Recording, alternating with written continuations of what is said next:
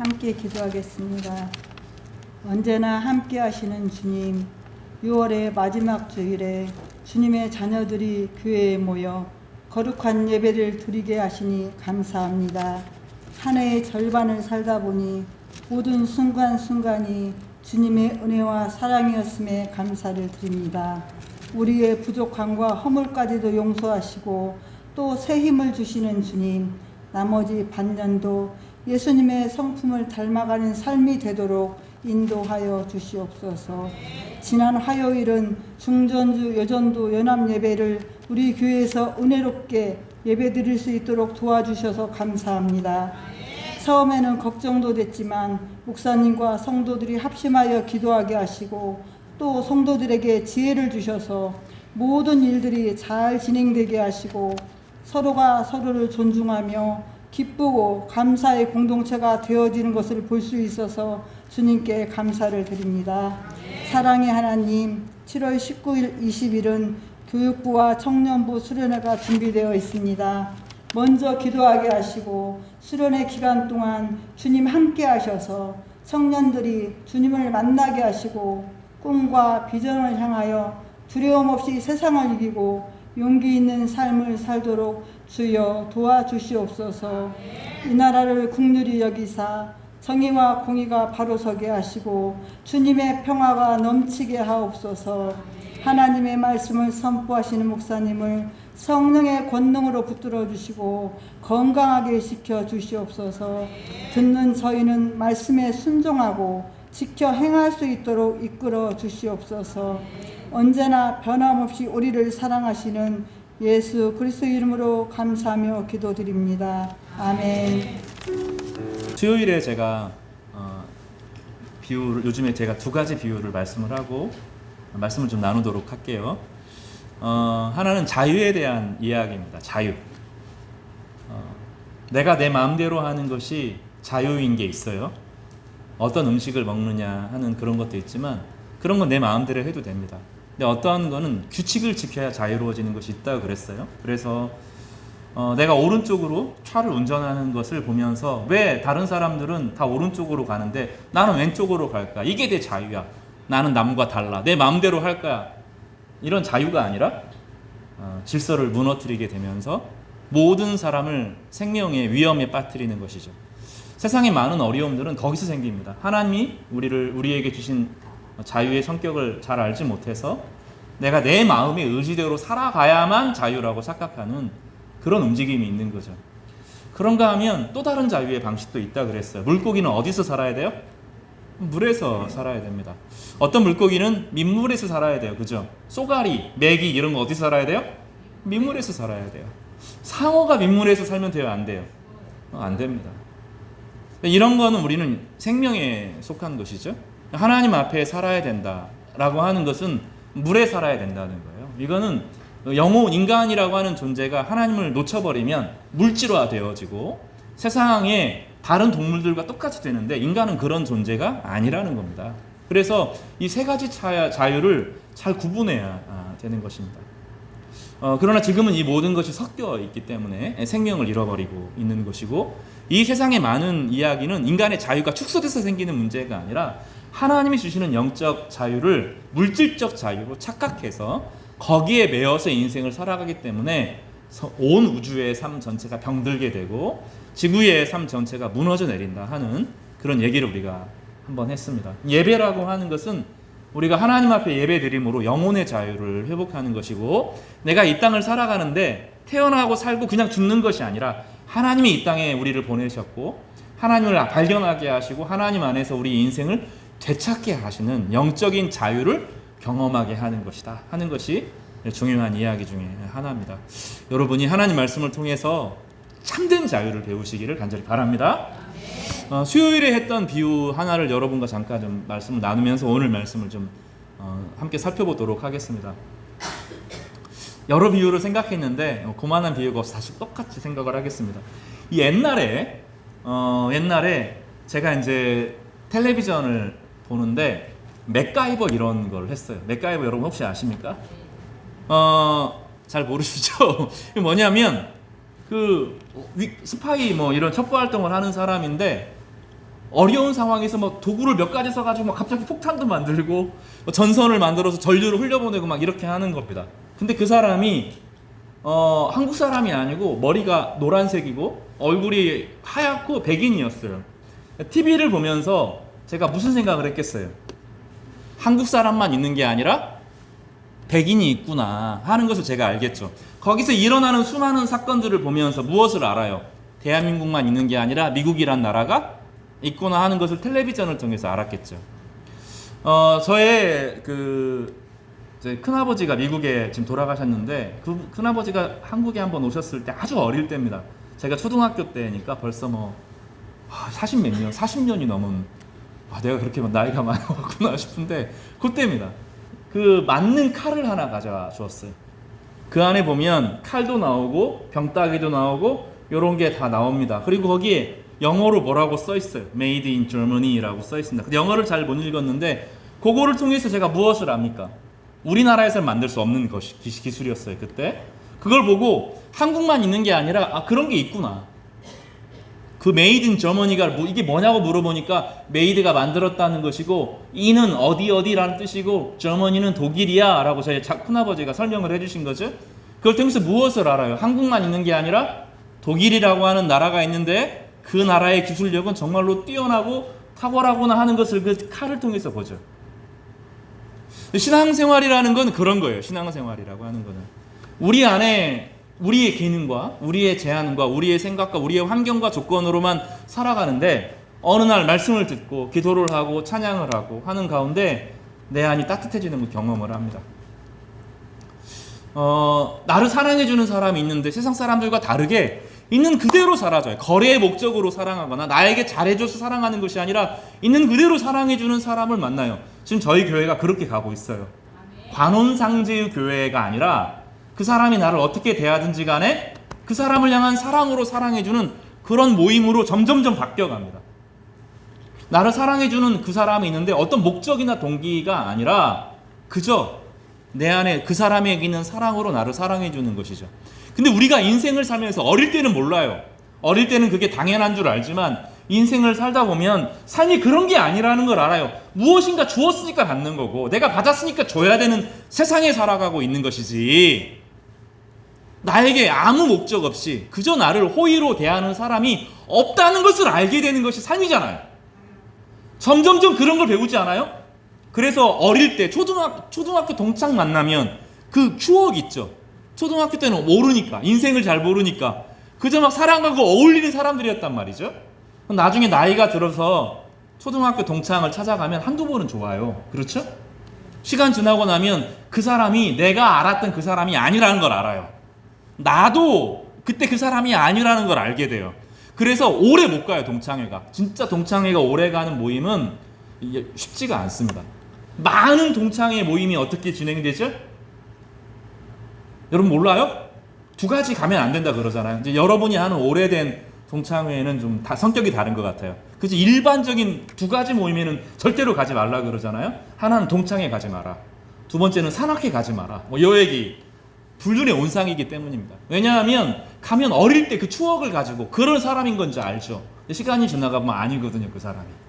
나도 변했고 그 사람도 아니고 어릴 때 추억으로 잠깐 뭉쳐지지만 그게 흩어진다는 것을 알게 돼요. 근데 교회는 좀 다릅니다. 교회는 달라요. 정상적이고 건강한 교회 안에서 사람들이 질서 있게 생활하고 하나님을 경외하는데 하나님의 사랑을 깨닫게 되는 순간들을 점점점 발견하게 되죠. 그러면서 그 사람들이 어떤 목적을 가지고 나를 대하지 않는다는 것을 알게 돼요. 그래서 늘 방어기제로 꽁꽁 싸고 있던 우리 감정의 옷들을 하나씩 벗고 정직하게 그 사람들을 만나게 되는 경험을 우리가 합니다. 근데 이것은 알아요. 우리가 세상살이를 하면서 그게 사람들에게 속하지 않는다는 것을 알게 돼요. 저 사람이 나를 왜 그대로 사랑해 줄까? 있는 그대로 사랑할까? 내가 그 사람에게 돈을 주는 것도 아니고 내가 그 사람에게 밥을 사주는 것도 아니고 그 사람이 나를 왜 있는 그대로 사랑해 줄까라는 것을 어느 순간 깨닫게 되는데 이거는 내 안에 속하는 것이 아니라 하나님 나라에게서부터 우리 안에 찾아오는 것들이죠. 그래서 신앙생활 하면서 우리 안에 어떤 변화가 나타나는 거예요? 사랑이 늘어나요. 사랑의 깊이가 커집니다. 그리고 내 안에 평안이 커집니다. 내 안에 두려움이 점점점 사라지고 용기가 생깁니다. 멈춰야 될 때를 알고 용기 있게 도전해야 될 때를 알아가는 것들을 신앙생활하면서 배워가죠. 점점점 그 경험을 통해서 무엇을 알아요? 이건 내 안에 속한 것이 아니라 어떤 능력이 내 안에 들어와 있다 하는 것을 알게 되죠. 그게 어딜까? 눈에 보이지 않지만 하나님 나라가 있다는 것을 알게 됩니다. 그리고 점점점 그 말씀과 기준을 따라서 하루하루의 이 인생을 살아가는 삶이 시작되는데, 내 인생에 정말로 하나님이 온전히 역사하시면 내 삶은 어떤 변화가 일어날 수 있을까를 기대하게 되고 상상하게 됩니다. 이것을 믿음이라고 부르는 것이죠. 어떤 사람들은 믿음으로 역경을 뛰어넘습니다. 어떤 사람은 믿음으로 가정의 불화를 이겨내요. 어떤 사람은 믿음으로 중독을 이겨내요. 우리 교회는 증인이 있어요. 뭐 다른 사람 모르겠지만 우리 교회는 알코올 중독을 끊는 그런 역사를 경험한 분들이 우리는 있어요. 우리는 증거를 가지고 있어요. 술을 끊고 담배를 끊고 나중에는 그거 끊게 될 거예요. 담배도 끊고 인간 중독, 그 사람이 나를 인정해주는 그 중독에 살아가는데 그 중독도 끊고 늘 어린 시절에 불행한 과거를 곱씹던 삶이 있는데 그거를 끊어내고 평안 가운데 하루하루 인생을 살아가는 사람들 여러분 만나게 될 겁니다. 우리는 그것을 믿음이라고 불러요. 오늘 긴 서론을 통해서 이야기하고자 했던 것은 다윗이라고 하는 그 믿음의 사람을 소개하기 위해서입니다. 다윗은 믿음이 무엇인지를 보았고 믿음으로 인생을 살면서 역경과 어려움과 장애를 뚫고 지나가는 대표적인 모습을 보여줍니다. 다윗 안에 있는 상상력의 힘이 무엇인지 우리가 살펴보도록 하겠습니다. 다윗은 역사적인 인물이고 지금부터 3000년 전에 실제로 살았던 사람입니다. 그리고 그 다윗이 유다 가문에 속하기 때문에 지금 이스라엘 사람이라고 부르지 않고 지금 이스라엘 사람들을 유대라고 부릅니다. 다른 사람들 이스라엘이라는 나라명이 있지만 주이시 이스라엘 사람이라고 부르지 않고 유대인이라고 부르는데 그것은 다윗에 기초한 것입니다. 어떻게 다윗이라고 하는 사람이 그 왕조를 일으켰는지 그 안에 믿음의 비결이 무엇인지 오늘 간략하게 살펴보면서 오늘 믿음이라고 하는 것이 실제로 가능하고 믿음으로 나아갈 때 하나님께서 그 길을 열어주시고 돌파하게 하시는 그 은혜를 함께 누리시는 우리 여러분 되시기를 주님의 이름으로 축복합니다. 사랑하는 우리 성도 여러분, 다윗이라고 하는 한 16살, 17살이라고 하는 소년이 있었습니다. 제 준서 정도 또래가 되겠죠. 조금 더 어렸던 것 같아요. 근데 형들은 다 군인이었습니다. 사울이라는 사람이 정예병들을 모집하면서 많은 사람들이 이제는 국가체계라고 하는 것이 시작되었고 공무원들로 일하고 군인들로 일하면서 사회생활을 시작했고 그 사람들이 사회적으로 성공한 사람들이 되었습니다. 다윗은 막내였기 때문에 또 나이도 어렸기 때문에 출세길에 나설 수가 없었고 형들이 비운 그 자리를 하게 되었는데 그 집안이 이제 그 양을 치는 집안이었습니다. 사울이라고 하는 왕이 이제 군대 그 국가 체계라고 하는 것을 최초로 시작하면서 우여곡절이 많았고, 근데 이 사울이라고 하는 사람은 하나님을 온전히 신뢰하지는 못했던 사람입니다. 다윗이 어느 날 형들이 블레셋이라고 하는 전쟁에 나가는 그 상황에서 아버지가 형들이 걱정이 되는 거죠. 그리고 이 당시에 아직 국가 체제가 잘 갖춰지지 않아서 군인들에게 월급을 막 주거나 먹여 살리거나 이럴 수 있는 시스템이 잘 안 돼 있었어요. 그래서 어떻게 하죠? 집에서 이제 심부름을 시켜가지고 그 먹을 걸 갖다 주는 겁니다. 그래서 이제 막내인 다윗이 아버지가 이제 잠깐 양들을 돌보고 이 다윗이 형들의 도시락을 배달하기 위해서 그 전쟁터로 나아가게 되는 거죠. 전쟁터에 딱 가보니까 예상하지 못한 상황이 펼쳐져 있습니다. 3일상 17장은 이제 그걸 배경으로 하는데 골짜기를 배경으로 이 골짜기가 이렇게 생겼습니다. 한쪽은 이렇게 언덕이 이렇게 있고 밑에 이제 골짜기 물이 비가 오면 강이 생기는 골짜기가 이렇게 있고 비가 안 오면 이제 마르는 거죠. 그런 지역이 있고 다시 이렇게 언덕으로 올라가는 두 지역의 서로 진영을 마주하고 있는 그런 군대가 있는 거죠. 원래 블레셋은 전투 민족입니다. 말과 마병에 능한 사람들인데 이 골짜기를 돌파해서 위로 올라가는 게 부담스러워요. 말도 이 언덕이 애매해서 내려가는 것까지는 괜찮은데 그 올라가려고 하면 돌을 던지거나 통나무를 굴려서 이 말들이 올라갈 수가 없습니다. 이러니까 이제 블레셋이 한번 사울과 전쟁을 하면서 이 사울의 군대들과 전쟁을 하면서 썼던 전략이 있죠. 백성들이 흩어지도록 도망하게 하자. 저 사람들은 원래 농사 짓는 사람이고 전쟁 때 불려 나온 사람들이니까 겁을 주면 도망갈 거다. 그때 사울이 혼비백산해서 막 이상한 행동을 했는데 똑같은 작전을 벌이는 겁니다. 그래서 지금은 그런 족속이 없는데 예전에는 거인 족속이 있었습니다. 그래 그 아낙 자손이라고 하는 자손, 그 자손 중에 아주 탁월한 전투꾼 한 명을 내세워서 그 사람들을 협박하기로 한 겁니다. 그 유명한 골리앗입니다. 골리앗, 골라이앗 이렇게 부르는 이 사람입니다.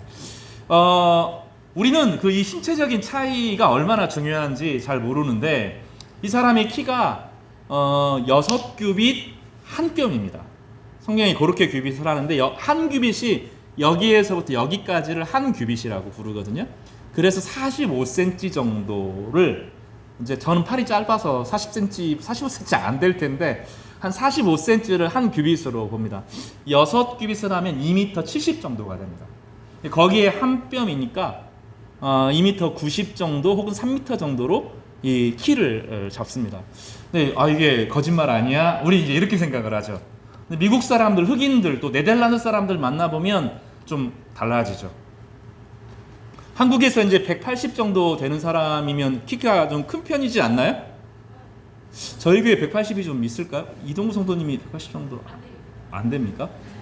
이제 우리나라 185 한 5cm 정도 되는 분이 키가 크면 다들 이게 내려다보죠. 근데 이 사람이 이제 네덜란드 여행을 가요. 독일보다 네덜란드가 좀 큰데 네덜란드에 간데 사람들이 제일 작은 사람이 자기 키예요. 180. 남자들이 다 180 정도. 여자들이 180이 막 많은 거예요. 키가 2m가 쫙 질비해 있죠. 그래서 한국에서 이렇게 어떤 사람이 거기서는 요렇게 보고 사는 거죠. 키 큰 사람들이 있어요. 예, 아프리카 사람들 키가 큽니다. 운동신경이 한국에서 키가 크면 어떠죠? 몸이 좀 둔하잖아요. 많은 분들이. 근데 서장훈 같은 분들은 그 킹크를 2m를 넘는 키를 막 달려가는데 60m를 엄청 빠른 속도로 달려가잖아요. 근데 이 3m 된 정도 이 족속이 탄탄한 근육질의 몸이고 막 이런 데 팍팍팍 뛰어오르는 그런 사람입니다. 성경에서는 이 사람의 군대 묘사를 하는데 군장이 한 50kg 정도 됩니다. 완전 군장이 남자들 한 20kg에서 한 25kg 정도 되지 않아요? 거기다가 이제 무거운 그 총 같은 거 들면 훨씬 더 무겁죠.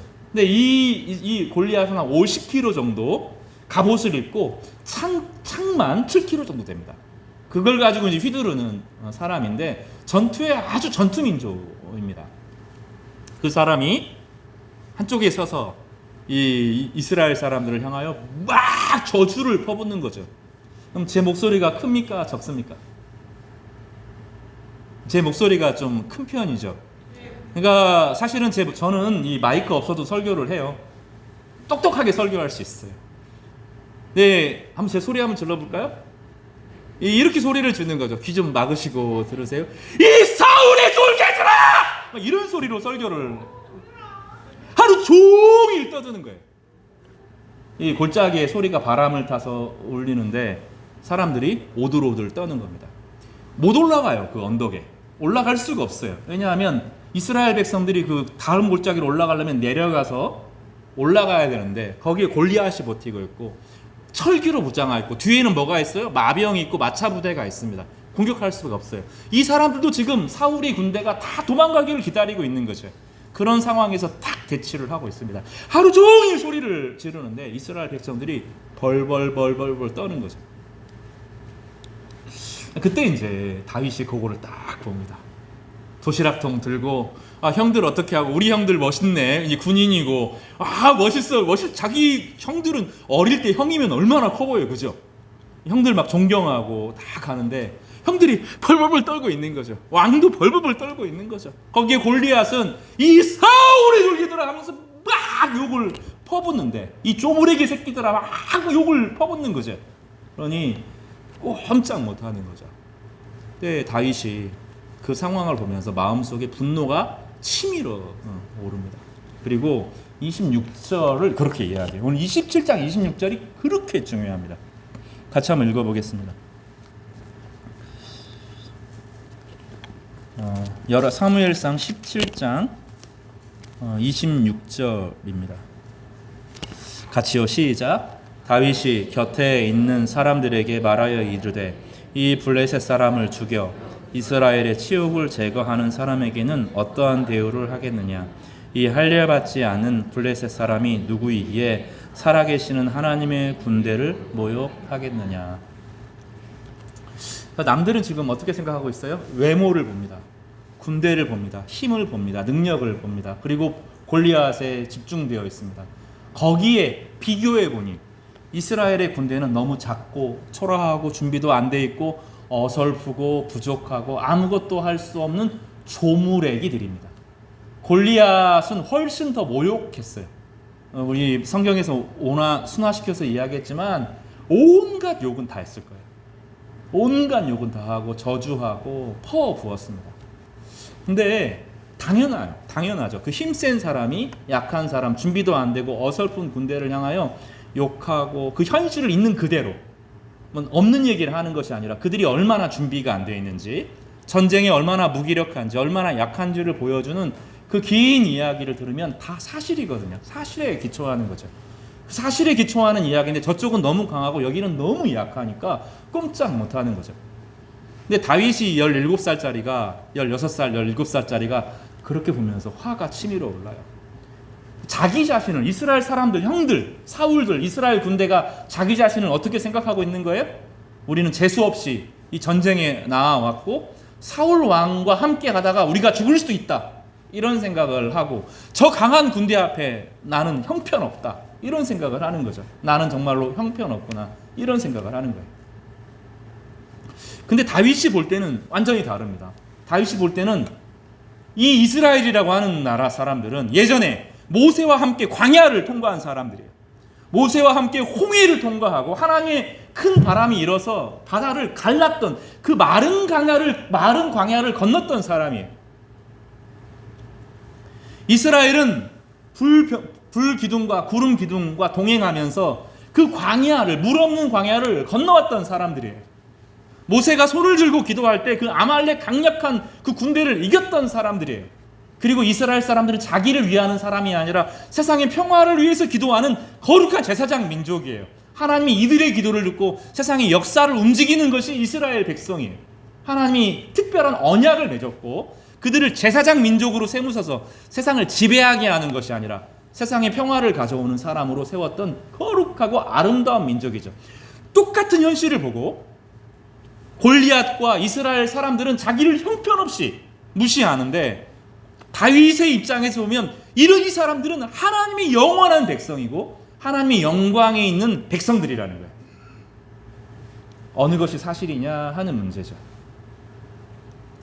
다윗은 그래서 이 침체된 이스라엘 백성들, 무너진 이스라엘 백성들, 하나님이 그를 향하여서 얼마나 귀하고 존귀하게 쓰실지 그 상상력을 다 잃어버린 이스라엘 백성들을 향하여 가슴이 너무너무 아팠다는 거예요. 그리고 그 하나님의 백성을 무시하고 짓밟고 욕하는 그 골리앗을 향하여서 속에서 막 분노가 일어나게 된 거죠. 사랑하는 성도 여러분, 믿음이라고 하는 것은 그 시각을 갖는 거예요. 우리가 누구냐 하는 것을 보는 겁니다. 여러분, 지난 한 주 여러분 자신을 어떻게 생각하셨어요? 여러분, 우리 교회를 어떻게 생각하셨어요? 외모만 보면 별 볼 일 없는 사람들일 수도 있어요. 네, 저는 그렇게 안 보여요. 여러분, 제가 직장 생활이 어떻게 하는지 제가 대충은 알잖아요. 어떤 어려움과 역경을 겪는지, 어떤 어려움 가운데 인생을 살아가는지. 이제 벌써 여러분과 동행하는 시간이 있어서 여러분의 가정 환경이 어떠한 배경에서 자란지를 제가 잘 알잖아요. 그래서 대략 이러하겠다라고 생각을 해요. 이분은 이래서 상처가 참 많겠구나. 이 어머니, 아버지가 이런 분이 밑에서 이런 경제생활 하면서 이런 어려움 가운데 이런 사회생활하고 실패하고 여러 가지 가운데서 참 힘들었겠다. 제가 그런 이해하는 마음이 있을까요, 없을까요? 예전보다는 많아졌어요. 예전보다는 훨씬 많아지고 가슴이 아플 때가 많아요, 기도할 때마다. 근데 저는 또 하나를 생각을 하잖아요. 이 사람과 하나님이 동행하냐, 하나님이 이 역경과 어려움을 이 사람에게 허락한 건데, 그런 배경에서 살아가는데 하나님이 그 삶 가운데 개입하면, 하나님이 그 배후에 계실 텐데 하나님이 이 사람을 쓰면 얼마나 존귀한 인생을 살아갈까? 가정은 어떻게 회복될 수 있을까? 그 미래가 얼마나 아름다울까? 성경에 있는 수많은 사람들의 환경과 조건이 좋지 않은 사람들이 대부분이거든요. 성경은 약한 사람들의 이야기예요. 세상에 떵떵거리는 사람들의 이야기가 가장 가난한 사람들, 가장 연약한 사람들, 가장 두려웠던 사람들에 대한 이야기죠. 근데 그들이 하나님을 만나고 하나님이 살아계신 것을 인정했을 때 그들의 역사가 어떻게 바뀌어 갔는지를 성경은 우리 가운데 증언하잖아요. 이것이 성경의 이야기만이 아니라는 것을 저는 목회를 하면서 수도 없이 경험했을 거 아니에요. 청소년들이 제 청소년 사역을 할 때 그 아버지가 바람핀 아이들이 많았어요. 어머니가 우울증 환자들이 많았어요. 경제적으로 실패한 분이 많았어요. 어떤 어머니는 주식하다가 집안 전체를 말아먹고 남편이랑 이해하고 아이랑 헤어진 그런 가정에서 태어난 아이도 있었어요. 그런데 어떤 사람은 그래, 내 인생은 이래, 세상은 이렇고 나는 루저야 하면서 자신의 인생을 한탄하고 저주하는 아이들이 있는가 하면, 어떤 아이는 하나님의 말씀을 배우면서 이것을 믿음의 창으로 받아들여서 아직 나에게 빛이 비추지 않은 거야. 여러분, 깜깜한 방에 어두울 때는 아무것도 모르지만 불을 탁 켜면 모든 게 사물이 싹 드러나잖아요. 제가 아이들에게 그랬어요. 꽃이 다 다를 때 핀다고. 봄에 이르게 매와 같이 일찍 피는 꽃이 있는가 하면 모든 꽃이 다 떨어지고 모든 아름다운 일이 다 지나갔는데 마지막에 국화같이 이 가을 추워질 때 피는 꽃도 있다고 이야기했어요. 열매마다 다 다르다고. 지금 너의 인생이 형편없이 시작한 것처럼 보이고 너의 인생이 아무것도 없는 것처럼 보여도 인생은 다르다고. 하나님의 말씀을 가지고 세워진 사람들의 아름다움을 보라고. 그 아이들이 그 말씀을 받아들여요. 창으로 빛을 받아들이는 거예요. 하나님 말씀은 빛이고 우리의 어두운 마음 가운데 비춰진다고. 그러면 우리 안에 숨겨져 있던 아름다움이 드러나요. 여러분, 깜깜한 방에 화분이 있다고 생각해 보세요. 그러면 어두울 때는 그게 뭔지를 몰라요. 빨간 꽃인지 파란 꽃인지 노란 꽃인지 어떤 것인지 알 수가 없어요. 빛을 딱 켜면 빨간 꽃은 빨간 빛을 드러내죠. 노란 빛은 노란 빛을 드러내요. 그 존재들이 드러나는 거죠. 우리 인생이 그렇다고. 여러분의 인생은 아직 몰라요. 여러분의 자녀들의 인생은 아직 몰라요. 어둡고 우리의 가정 환경과 조건과 환경이 여러분을 다 결정하면 안 돼요. 거기에 다 맡겨놓으면 안 된다고요. 아직 하나님의 말씀이 들어와야 되고 주님의 빛이 비추어야 비로소 존재가 드러난다고요. 나는 이만하면 됐어. 그렇게 생각하면 안 돼요. 하나님이 여러분을 어떻게 아름답게 써갈지 아직 모른다고요. 다윗이 그걸 봐요. 지금 사울의 군대는 형편없어요. 객관적으로 아무것도 아니에요. 진짜 한번 전쟁으로 전면전을 부딪히면 박살 날 거예요. 네, 다윗은 아니죠. 상상력을 가지고 있어요. 과거에 이 하나님의 백성이 얼마나 존귀했었는지, 아름다웠는지, 어떤 역경과 두려움을 이겨내었는지 다윗은 보았어요. 믿음으로 바라보니 이길 수 있는 거죠. 결혼을 하고 제가 사람들의 기억력이 천차만별이다 하는 것을 나중에 알게 됐어요. 저는 이제 부부싸움을 하면 아내랑 여러 번 부부싸움을 했는데 100전 100패입니다. 이길 수가 없습니다. 왜냐하면 기억력에서 안 돼요. 기억력에서.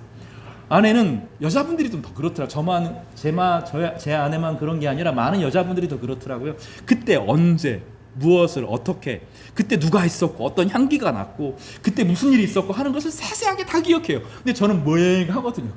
뭐 그때 그런 일이 있었나 하고 이야기하거든요. 근데 제가 아주 탁월한 재능들이 있었어요.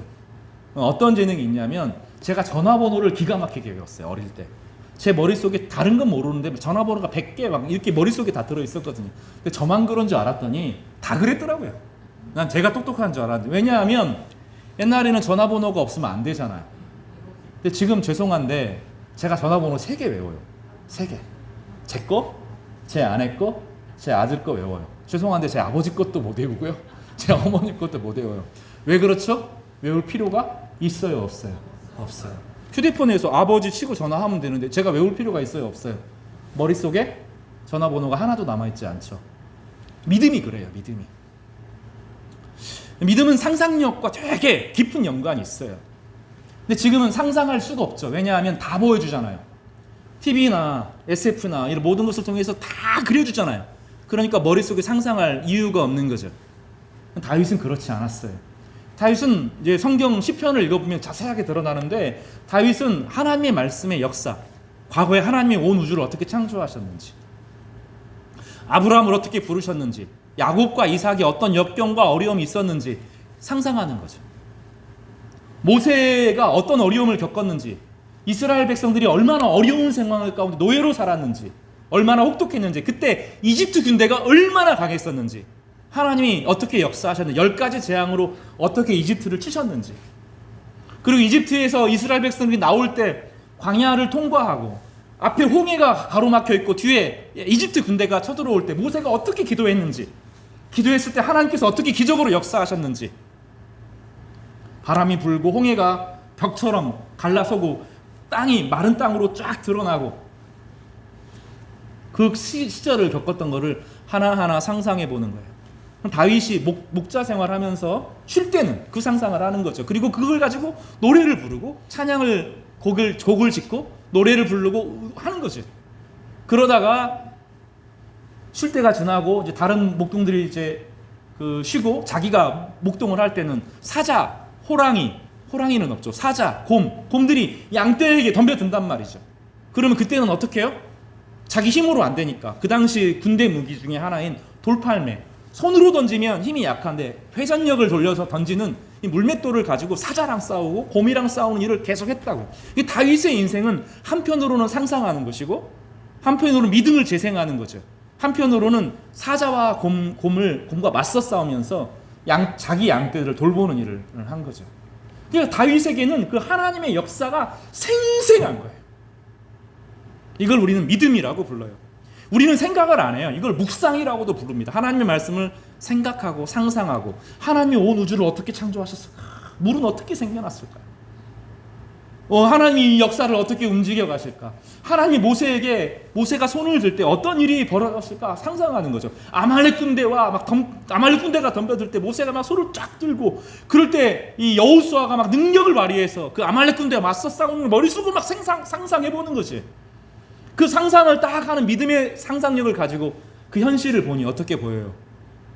이스라엘 백성들은 힘이 하나도 없지만 지금 하나님과 단절되어 있는 것이고, 골리앗은 모든 것을 다 가진 것처럼 보이지만 그 홀로 서 있는 거고, 아무것도 아니다. 하나님이 능력 주시면 이길 수 있다. 이런 생각을 하는 거예요. 다윗이 어떻게 하죠? 우리가 잘 알아요. 어떻게 합니까? 사울이 왕이 너 옷 입고 나가, 노투구 막 씌워주니까 너무 무거워요. 16살짜리가 17살이고 무겁습니다 하고 빈 무장으로 나아가죠. 그리고 쭉 내려가니까 한때 비가 오면 물이 흐르고 비가 안 오면 이제 마른 땅이 되는 그 골짜기에서 돌들 중에 물결에 스쳐가지고 반질반질한 돌멩이들이 있지 않겠어요? 그거를 골리앗이 저기 서 있으니까 골리앗 이리 와 너 내가 이길 수 있어. 골리앗이 얼마나 어이가 없겠어요.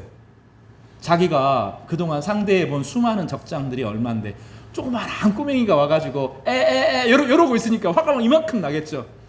다윗이 가서 돌멩이 5개를 천천히 고릅니다. 그리고 가죽 주머니에 5개를 넣죠. 그리고 하나를 딱 물맷돌에 딱 장전을 합니다. 돌리기 시작하는 거죠. 그러면서도 호흡이 가쁘지 않아요. 원래 뛰면서 소리 지르면서 고누면서 이거 불가능하잖아요.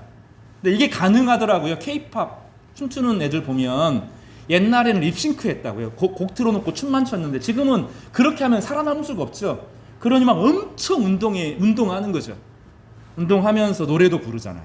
다윗이 얼마나 그동안 사자와 싸우고 곰과 싸우고 이 몸에 딱 밴 거죠. 겉은 조그만하고 야리야리하게 생기고 얼굴은 햇볕을 타가지고 새까맣게 생겼는데, 불타는 건 새까맣다는 뜻입니다. 그런 나이인데 달려들면서 골리앗을 향하여 소리를 쳐요. 골리앗이 목소리가 얼마나 커요. 탄탄한 테너 소리로 이야기하죠. 아직 변성기도 지나지 않은 애가 딱 이야기하는 겁니다. 너는 칼과 단청과 창으로 나아오지만 나는 하나님이 주신 능력으로 나아간다. 돌리면서 달려가면서 딱 쏘는 거죠. 무엇 때문에 그런 거죠? 믿음으로 하는 거예요. 믿음은 닫혀있는 하나님과 우리 사이에 창을 여는 거예요. 깜깜한 우리 마음속에 하나님의 말씀의 빛을 받아들이는 것입니다. 우리가 어두운 것은 나는 원래 어두워요. 그렇지 않아요. 나는 원래 어둡게 태어났어요. 기질이 그래요. 기질 얘기하지 마세요. 난 우리 환경이 너무 나를 어둡게 만들었어요. 인생이 되는 게 하나도 없었어요. 우리 부모님이 이랬고 내 남편이 이랬고 내 자식이 속썩이고 내가 만나는 사람마다 다 이래요. 내 인생이 어두울 수밖에 없어요. 그게 아니고요. 마음에 창이 없는 거예요. 빛을 안 킨 거예요. 집안에 불을 안 켜면 깜깜해요. 원래 그런 거예요. 밤에 불을 안 켜면 깜깜한 거예요. 불을 켜면 싹 드러나는 거죠. 믿음이라고 하는 건 창을 여는 거예요. 그 창을 열게 해주는 것이 하나님의 말씀입니다. 다윗이 그 말씀을 묵상하는 거죠. 믿음의 창을 따라서 믿음을 빛을 받아들이니 자기가 너무 존귀하다는 걸 알아요. 이스라엘 백성들이 그렇게 주눅들어서 살면 안 된다는 것을 아는 거예요. 저는 저희 교회 성도들이 제일 싫을 때가 언제냐면 꼴보기 싫을 때가 있어요. 여러분 중에 제가 마음이 그럴 때가 있는데 주눅들어 있을 때 저 사람이 저러면 안 되는데 왜냐하면 하나님이 그 사람을 얼마나 존귀하게 쓰시고 얼마나 아름답게 하실 것인지 막 저런 기대가 넘치는데 스스로 너무 절망해 있는 거죠. 빛을 켜야 돼요. 빛을 받아들여야 돼요. 마음의 창을 열어야 돼요. 커튼을 열어야 돼요. 다윗이 커튼을 열고 빛을 받아들이는 사람이었어요. 그러니 안 두려워요. 경험이 있어요. 경험이. 말씀만 있는 것이 아니라 다윗에게는 경험이 있어요. 어떤 경험이 있어요? 이 돌멩이로 딱 던지면 사자가 그냥 잠깐 하고 다시 와요. 돌 맞아도 별로 안 아프거든요. 잠깐 올 수 있어요. 근데 진짜 회전력을 가지고 탁 쏘면 이 돌이 얼마나 빠르게 날아가서 사자를 맞으면 너무 통증이 있어서 못 오는 경험을 가지고 있어요. 죽이지는 못합니다. 근데 죽인 경험도 있대요. 다윗은 막 이야기를 합니다. 그거 내가 할 수 있다는 거죠. 아무리 골리앗이 빨라도 사자보다 안 빨라요. 우리는 막 영화나 이런 데서 사람이 막 사자목을 비틀고 그 거의 있을 수 없는 얘기. 곰이 둔하다고요? 아유, 곰이 근육질이 얼마나 대단한데요. 사자, 곰도 물맷돌이 잡을 수 있다는 거죠. 작으면 토끼나 얘는 잡기 힘들어도 그 큰 골리앗은 3m니까 타겟이 크다는 거예요. 우리나라 양궁 선수들이 여러분 양궁 그 룰이 바뀐 거 아셔요? 옛날에는 만점이 몇 점이었어요? 10점이었어요. 근데 그 가운데 카메라가 있잖아요. 지금 카메라를 뺐거든요. 왜냐하면 하도 맞춰가지고 깨지니까. 근데 룰을 바꿨어요. 가운데를 맞추면 11점이다. 그래서 이제는 점수가 달라요. 점수 체계가. 근데 양궁 선수들이 10m, 막 20m 여기서 쏴가지고 거기를 맞추잖아요. 근데 다윗은 뭐 하는 사람이죠? 목숨을 걸잖아. 사자랑 싸우고 곰이랑 싸우는데 물맷돌이 비껴서 나면 어떻게 돼요? 큰일 나죠. 그러니까 다윗이 뭐 하는 거죠? 맨날 뛰면서 그냥 기도 이게 아니 뛰면서 맨날 뛰어다니면서 쏘고 이거를 100번 1000번 해야 목숨을 거는 거 아니죠. 이걸 한 거거든요. 이거 다윗이 알아요. 그리고 하나님이 능력 주시면 하나님이 함께 하시면 하나님이 힘을 주시면 내가 이길 수 있다. 내가 분명히 이긴다. 이 고백을 하는 거죠. 하나님의 군대는 존귀한 사람이지 무시당해서는 안 된다. 하나님을 예배하고 경배하는 사람들 안에는 하나님의 영이 계신데 하나님은 온 우주를 창조하신 분이고 그 영을 가진 하나님의 백성들이 무시당해서는 안 된다. 이게 다윗의 신앙 고백이죠. 저는 목회자가 성도를 함부로 대하는 걸 너무너무 싫어해요.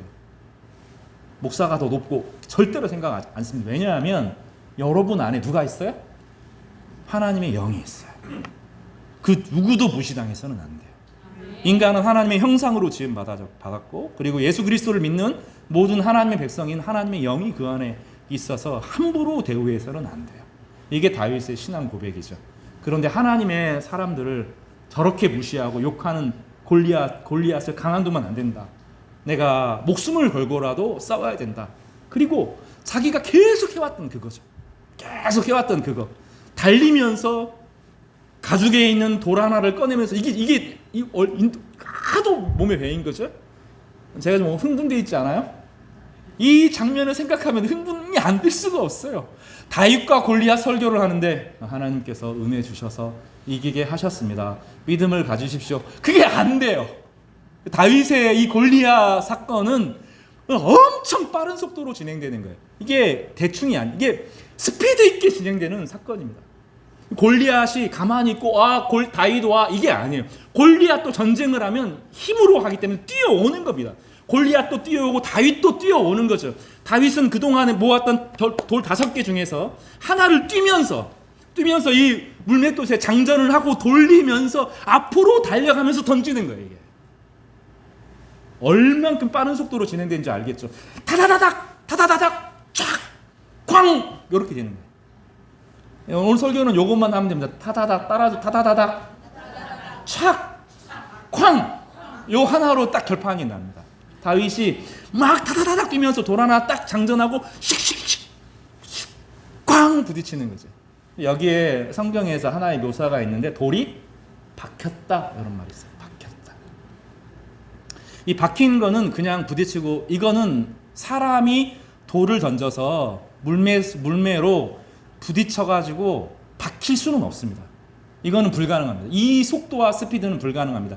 이건 하나님이 하신 거죠. 그러니까 믿음이라고 하는 것은 하나님의 창을 열어요. 그러니까 하나님이 요나단 전쟁에서 요나단이 어이없잖아요. 이 불가능한 전쟁에 혼자 뛰쳐나가서 하나님이 함께 하시면 이길 거야. 그러니까 하나님이 지진을 일으켜서 요나단을 보호하시는 것처럼, 아니 요나단 보는 것만으로도 하나님 보기에 이런 애가 있나 그랬는데 다윗은 또 다른 거예요. 그러니 하나님이 얼마나 기쁘시겠어요. 이 돌에 힘을 주셔서 콱 머리에 탁 박히도록 합니다. 억 하고 죽습니다. 나중에 이제 목을 베는 장면들이 나오는데 돌이 박힙니다. 그때 직사한 겁니다. 우리는 이 믿음의 세계의 비밀을 몰라요. 이 믿음이라고 하는 것은 창을 여는 겁니다. 우리가 나는 이런 사람이야 정의하면 안 돼요. 나는 내 형편과 내 조건과 내 형편은 이러이러한 사람이야 라고 정의하면 안 돼요. 아직 빛이 들어오지 않은 거예요. 불을 켜면, 커튼을 열면 모든 전모가 드러나는 것처럼 하나님의 백성들에게 하나님의 영광이 비추면, 그 믿음으로 살아가게 되면 세상은 달라집니다. 세상이 어두운 게 아니라 우리 안에 마음에 빛이 없기 때문입니다. 그리고 우리는 그것을 보고 있습니다. 그리고 그 믿음이 역사하는 과정을 통해서 실제로 믿음으로 살아가는 사람들이 어떤 일들을 이루는지를 통해서 우리는 세상이 전부가 아니라 하나님 나라가 있음을 알게 되는 것입니다. 여러분, 100년 전에 6.25 때 우리나라에 참전했던 많은 그 외국에서 온 군인들이 한국에 초대를 받아서 오잖아요. 그런 사람들이 있잖아요. 그런 사람들이 한국 와가지고 눈물을 흘리잖아요. 내가 살아온 게 헛된 게 아니었구나. 그 사람들이 이런 기대를 가지고 한 건 아니잖아요. 근데 그 전에 어떤 사람들이 있었어요. 제가 여러 번 이야기합니다. 1900년도 초에 미국 대공황 때 D.L. 무디의 설교를 듣고 조선이라고 하는 나라가 저렇게 어렵다는 형편을 듣고 우리나라에 찾아왔을 때 학교도 없고 병원도 없고 인프라도 하나도 없는 곳에 눈물을 흘리면서 죽어갔던 그 성도들이, 그 젊은 처녀들과 학생들이 어떤 일들을 만들어내요? 예수병원을 세우고 기전 여중고를 세우고. 우리나라가 사실은 그렇게 세워진 거예요. 우리나라는 그 사람들의 믿음 안에 산 거죠. 그 사람들이 무엇을 보았어요? 형편 없었습니다. 정말. 한국이라고 하는 나라는 정말로 가망이 없는 나라였어요. 그런데 그들이 무엇을 보았어요? 믿음의 창을 열고 세상을 보니 이 나라가 바뀔 수 있겠구나. 기대와 소망을 가진 거예요. 그리고 그 수많은 지금의 어려움이 있지만 그럼에도 불구하고 믿음의 역사와 성령의 역사가 일어나니 세상의 변화가 일어나고 우리가 이런 곳에서 안전하게 예배를 드릴 만큼. 아멘. 여러분 집에 가면 얼음 정수기 막 이런 거 있지 않아요?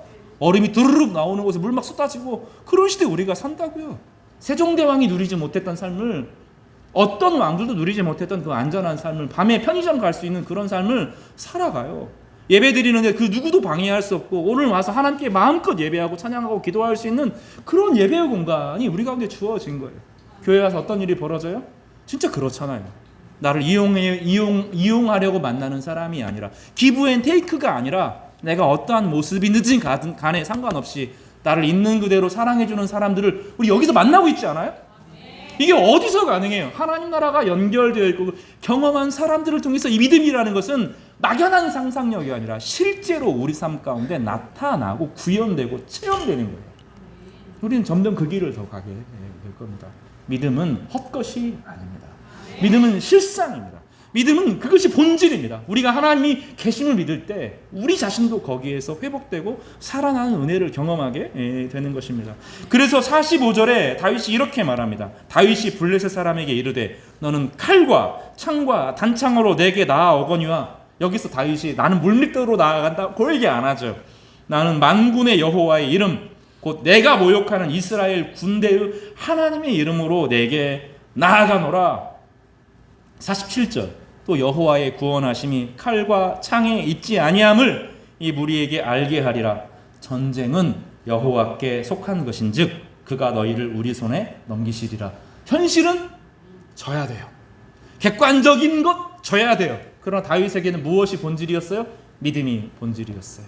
그에게는 믿음이 있었고 훈련된 몸이 있었어요. 어릴 때부터 쌓아온 양들을 지키기 위해서 싸우고 단련한 물맷돌에 대한 훈련이 있었어요. 믿음과 삶이 만나니 그 누구도 이길 수 없게 됩니다.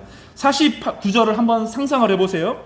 블레셋 사람이 일어나 다윗에게로 마주 가까이 달려옵니다. 성경은 올 때라고 되어 있지만 달려옵니다. 타다다다닥 달려오는 거지. 다윗이 블레셋 사람을 향하여 더 타다다닥 달려옵니다. 앞으로 쫙 더 움직이는 거죠. 달리면서 다윗이 무엇 합니까? 49절에 손을 주머니에 넣어 돌을 가지고 물매로 만들죠. 장전을 합니다. 블레셋 사람의 이마에 침에 돌이 그 이마에 박혔어요. 땅에 엎드러 집니다. 믿음대로 되었어요. 믿음대로 이루어집니다. 믿음이 없이는 기쁘시게 못하나니 하나님께 나아가는 자는 반드시 그가 계신 것과 그가 자기를 찾는 이들에게 상 주시는 이심을 믿어야 할지니라. 다윗이 믿음으로 나아갔어요. 믿음으로 나아가니 상황이 바뀝니다. 우리는 믿음을 다루는데 오랜 시간이 걸립니다. 어느 날 내가 한 번에 믿음 생겼다고 삶이 바뀌는 게 아니죠. 다윗도 수도 없이 물매를 던지고 매일매일 상상하고 적용하고 하는 이것을 오랫동안 해온 거죠. 묵상을 오랫동안 한 겁니다. 그런 믿음이 현실이 되죠. 여기까지 우리는 수도 없는 시행착오를 겪어야 될 겁니다. 다윗이 자기가 골리앗과 싸우는 데의 믿음은 이 순간이면 되지만 이스라엘을 하나되게 만들고 분열된 나라들을 전체로 하나로 만들고 수많은 정치의 수많은 형편들의 마음들을 사람들을 하나로 모으서 한 공동체를 만드는 것은 훨씬 후에 믿음의 결과로 나타납니다. 믿음의 분량과 형편과 지각이 다 다르지만 믿음의 여정을 시작하면 하나님이 성장하게 하시고 그로 하여금 믿음의 승리를 얻게 하시는 것이에요. 그럼 다윗은 믿음의 승리가 무엇인지를 우리 가운데 똑똑하게 보여줍니다. 사랑하는 성도 여러분, 오늘 제목처럼 하나님은 불가능을 가능으로 바꾸십니다. 무엇을 통해서요? 하나님의 백성의 선한 믿음을 통해서. 세상을 바라보는 온전한 시각을 통하여 하나님은 세상을 바꾸시고 하나님의 백성을 영화롭게 합니다. 다윗에게는 무엇이 있습니까? 이스라엘 백성은 한 사람 한 사람 거룩한 하나님의 백성이고 거룩한 제사장들이다. 저들이 손을 들고 기도할 때 세상은 바뀐다. 이런 고백이 있었습니다. 여러분 한 사람 한 사람은 저에게 너무너무 존귀한 사람들입니다. 한 분 한 분이 손을 들고 기도할 때 어떤 일이 일어날지 저는 상상할 때 막 가슴이 뜨거워집니다. 우리 성도들이 믿음으로 반응할 때 교회를 통해서 하나님은 일하시고 절망에 빠진 사람, 좌절한 사람, 두려움에 있는 모든 사람들을 일으켜서 승리를 주시는 것입니다. 다윗의 승리가 우리의 모두의 승리가 되시기를 주님의 이름으로 축복합니다.